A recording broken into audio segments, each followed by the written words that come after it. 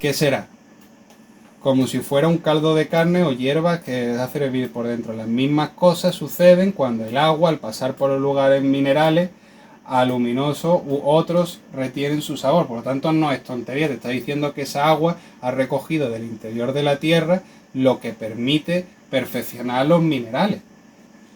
El aire es un elemento entero muy digno de su cualidad.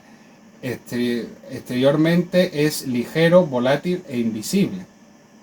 Y en su interior es pesado, visible y fijo, es cálido y húmedo y el fuego lo tempera. Es más noble que la tierra y el agua, es volátil, pero se puede fijar. Y con la tierra, claro. Y cuando está fijo, vuelve a todos los cuerpos penetrables. Los espíritus vitales de los animales están creados de su sustancia purísima. La parte menos pura fue elevada hacia arriba y para construir la esfera del aire, las partes más groseras que quedó ha permanecido en el agua y circula con ella.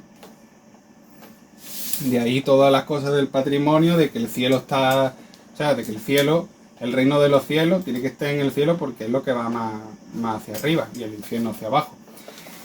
El aire es el que nutre a los elementos, quien los impregna y quien los conserva, y la experiencia diaria nos enseña que no solo viven por medio del aire los minerales vegetales y animales, sino también de otros elementos, porque vemos que todas las aguas se pudren y se vuelven cinegosas si no reciben de nuevo aire, el fuego se apaga. Así pues, si alguien quiere plantar los árboles, que mire siempre el punto atractivo, se vuelva hacia su septentrión, esto no sé yo lo que es, y así jamás perderá su trabajo, porque al igual que el polo ártico atrae hacia sí las aguas, claro, es un imán de agua fría, igualmente el punto vertical atrae hacia sí mismo la semilla, y todo el punto atractivo se parece al polo. Tenemos un ejemplo de atractivo en la madera, cuyo punto atractivo tiene siempre a un puño vertical en el cual tampoco deja de atraerlo. No me he enterado ni un mojo. Seguimos. El fuego es el más puro y digno de todos los elementos, lleno de la untuosidad corrosiva, es penetrante, digiriente, corroyente y muy adherente. Exteriormente es visible, pero en su interior es invisible y muy fijo. Es cálido y seco y la tierra lo tempera. Es puesto su sede y su majestad en este elemento del fuego, como es el más puro y tranquilo sujeto que sea gobernado por la única sabiduría inmersa y divina. Quemad pues el azufre extraído del azufre incombustible, lavado, blanqueado y rubificado, hasta que el azufre sea hecho mercurio y el mercurio sea hecho azufre. Después enriquecido con el alma del oro, porque si no extraéis el azufre del azufre por sublimación y el mercurio del mercurio, aún no habéis encontrado este agua que es la quinta esencia destilada y creada por el azufre del mercurio, no subirá aquel que no ha descendido. Ahora te está diciendo que hay que potenciar lo que dijimos, cierta sustancia al mercurio, la otra cierta sustancia al mercurio y casarla a los dos. Por lo tanto, ese mercurio lleva azufre y el azufre lleva su mercurio. Y que eso es la quinta esencia, que es lo que decían los filósofos naturales, los primeros que estudiaban que creo que se llamaban los presocráticos, ¿no? Los que estudiaban la naturaleza, los elementos, que te decía uno, no, el primer elemento fue el fuego, no, el primer elemento fue el aire, y que llegaron a todas estas conclusiones. La sal es el tercer principio de todas las cosas del cual no han hablado los antiguos filósofos, pero sin embargo no ha sido explicado y señalado como la punta del dedo por Isaac, el holandés Basilio Valentín y Paracelso. Paracelso lo vamos a hablar, no os preocupéis. El Isaac holandés habrá que buscar información de él porque no la he barajado en esta bibliografía.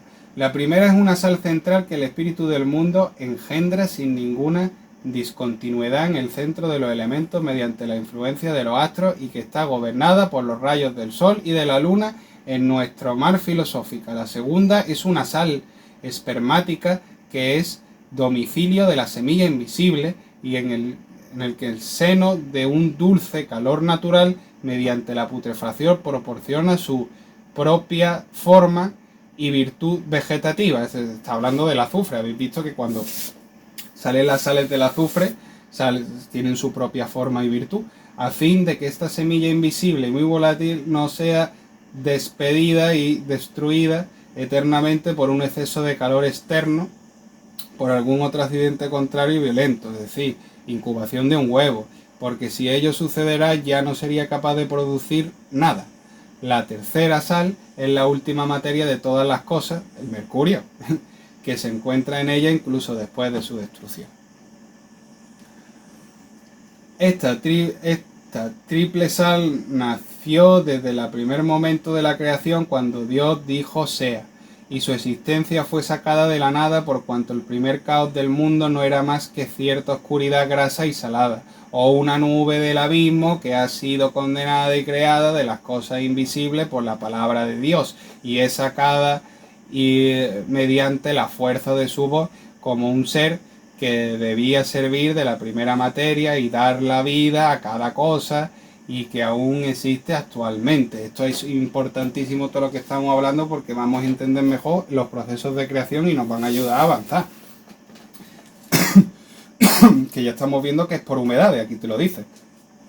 No es ni seco ni húmedo, ni grosero ni sutil, ni luminoso ni tenebroso, ni cálido ni frío, ni duro ni blando, sino únicamente el caos mezclado del cual ha sido producida y separada todas las cosas.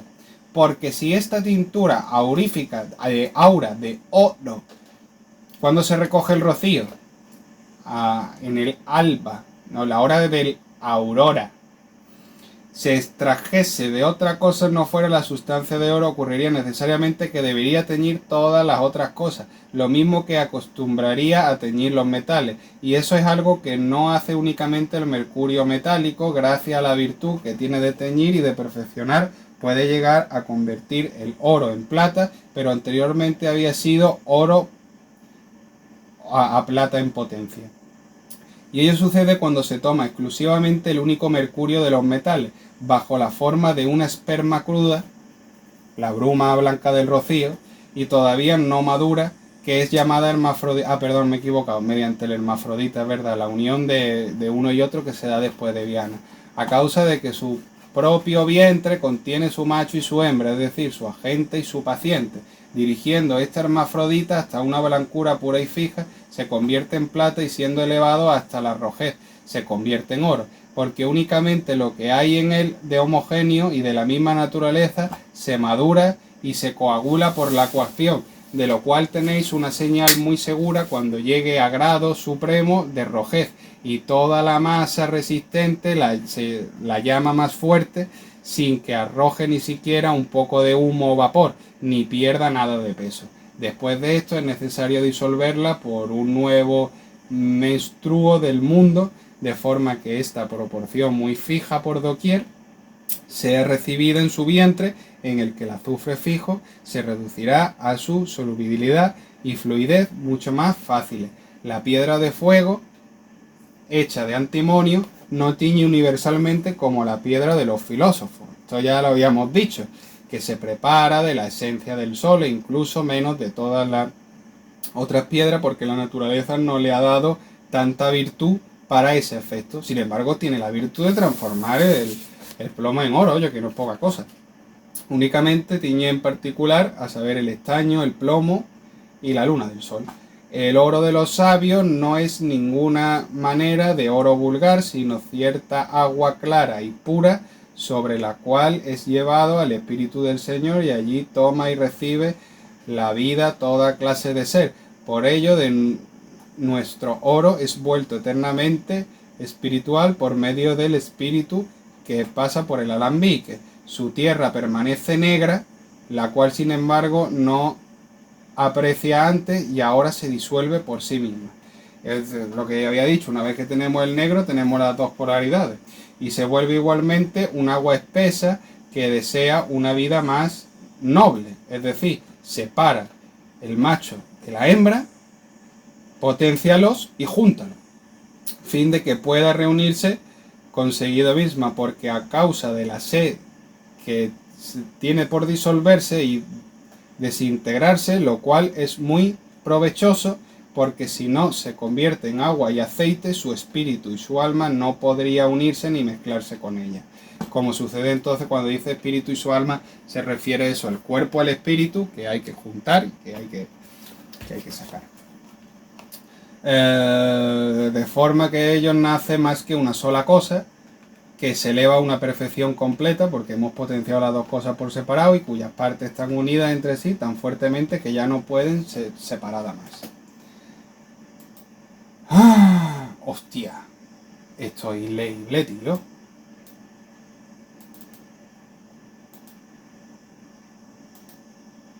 A ver. ¡Oh! Mejor. El azufre no es el último entre los tres principios, puesto que es la parte del metal e incluso la parte principal de la piedra de los filósofos. Muchos sabios